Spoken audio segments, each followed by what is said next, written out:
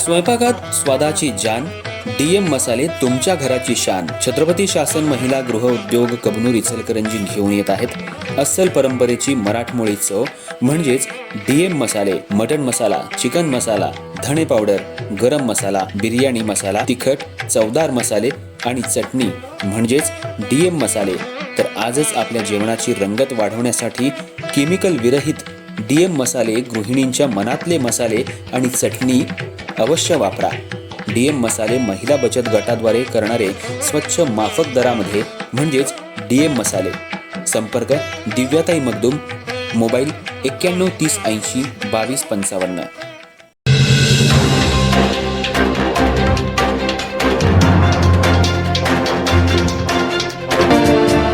इचलकरंजी शहरात गेल्या 4 दिवसांपासून महानगरपालिकेच्या वतीनं अतिक्रमण हटाव मोहीम जोरदारपणे राबवण्यात येते. शहरातील मुख्य रस्ते, फुटपाथ आणि सार्वजनिक जागांवरील अतिक्रमण काढण्याचं काम सुरू असल्यानं अनेक फेरीवाले आणि लहान व्यावसायिकांमध्ये अस्वस्थता निर्माण झाली आहे. या कारवाईमुळे आपला रोजीरोटीचा प्रश्न गंभीर बनल्याचा आरोप फेरीवाल्यांनी केला आहे. या पार्श्वभूमीवर आज फेरीवाले आणि अतिक्रमणधारकांनी उपमहापौर अनिल डाळे यांची भेट घेतली. या भेटीदरम्यान फेरीवाल्यांनी तीव्र नाराजी व्यक्त करत प्रशासनाच्या कारवाईवर प्रश्नचिन्ह उपस्थित केलं. आम्हाला व्यवसाय करण्यासाठी जागा द्यावी, नाहीतर महानगरपालिकेत नोकरी उपलब्ध करून द्यावी. आमचं हातावरचं पोट आहे, आम्ही जगायचं कसं, असा संतप्त सवाल फेरीवाल्यांनी केला. यावेळी काही महिलांनी भावनिक होत प्रशासनाकडे तातडीनं निर्णय घेण्याची मागणी केली. आम्ही भारताचे नागरिक आहोत, पाकिस्तानचे नाही, असं सांगत त्यांनी आपल्या व्यथा मांडल्या. अचानक अतिक्रमण हटवल्यानं रोजचा व्यवसाय ठप्प झाल्याचा आरोपही त्यांनी केला. फेरीवाले समितीच्या सदस्यांनी उपमहापौर अनिल डाळे यांना चांगलंच धारेवर धरलं. काही वेळ तणावपूर्ण वातावरण निर्माण झालं होतं.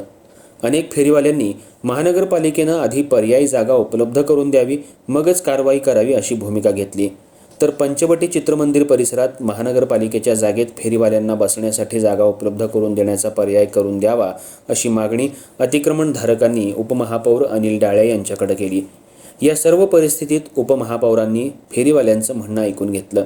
त्यांनी सोमवारी महापौर उदय धातुंडे शहरात आल्यानंतर याबाबत अंतिम निर्णय घेण्यात येईल असं आश्वासन दिलं. दरम्यान महापौर, उपमहापौर, प्रशासन, नगरसेवकांनी इचलकरंजीला अतिक्रमणमुक्त करण्याचा निर्णय घेतल्यामुळं मोहीम अधिक तीव्र करण्यात आली आहे. मात्र दुसरीकडं फेरीवाल्यांच्या पुनर्वसनाचा प्रश्न गंभीर बनत चाललाय. त्यामुळं प्रशासन, लोकप्रतिनिधी आणि फेरीवाले यांच्यात समन्वय साधून तातडीनं तोडगा काढावा अशी मागणी जोर धरू लागली आहे.